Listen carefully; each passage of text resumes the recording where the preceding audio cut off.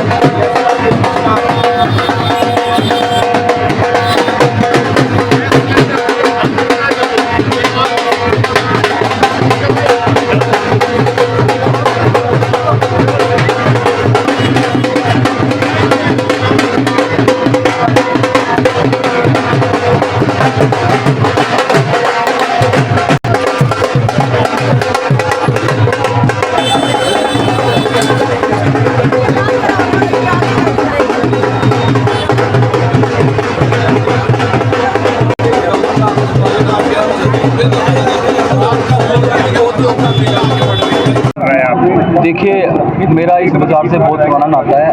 इन्हीं बाज़ारों में आकर के हमने शॉपिंग भी करी है, इस बाज़ारों में आकर हमने काम भी किया है, तो मैं इन व्यापारियों का दर्द जानता हूँ।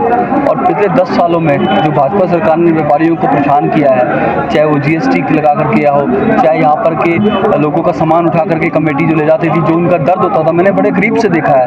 और अब व्यापारी सच में एक विकल्प चाहता है, एक नई क्रांति को, और ऐसे लोगों को जो संकल्प ले चुके हैं इस गुड़गांव की तरक्की के लिए। तो और इस गुड़गांव की तरक्की में व्यापारियों का बहुत बड़ा योगदान होता है। गुड़गांव की अर्थव्यवस्था ये व्यापारी सदर बाजार चलाता है। तो मैं सदर बाजार आया हूँ, बहुत अच्छा लग रहा है कि व्यापारी एक नए विकल्प के रूप में जनसेवक क्रांति पार्टी को देख रहा है, क्योंकि जनसेवक क्रांति पार्टी ने पिछले 3 साल से इन सदर बाजार के लिए बहुत कुछ किया है, बहुत समस्याओं का समाधान भी कराया है यहाँ पर आकर के। तो अब जो व्यापारी है वो चाहता है कि ना तो इस बार कमल, ना इस बार हार, सिर्फ और सिर्फ गैस का सिलेंडर, ओनली जनसेवक क्रांति पार्टी। आप रोल करने में डिले हो। देखिए, 25 तारीख से जब से हमने भाई विजय यादव को उम्मीदवार की घोषणा की है, भाई अंकित अलग के द्वारा जनसेवक क्रांति पार्टी ने, हम चुनाव प्रचार में हैं, चाहे मेवात हो, रेवाड़ी हो, पटौदी हो, बादशाहपुर हो, गुरुग्राम हो, हर रोज सभाएं, हर रोज लोगों से मिलना चल रहा है। आज सदर बाजार गुरुग्राम में आए हैं। एक ऐतिहासिक बाजार है, आज़ादी के बाद से लोग यहाँ आते हैं जाते हैं, ऑनलाइन का ज़माना है, लेकिन फिर भी यहाँ पर जब आज लोग जूझ रहे हैं इस ऑनलाइन के ज़माने में, लोग आते हैं। तो आपने ये देखा है यहाँ पे ना पिछले 1.5-2 साल से एक बड़ी समस्या है कूड़े की।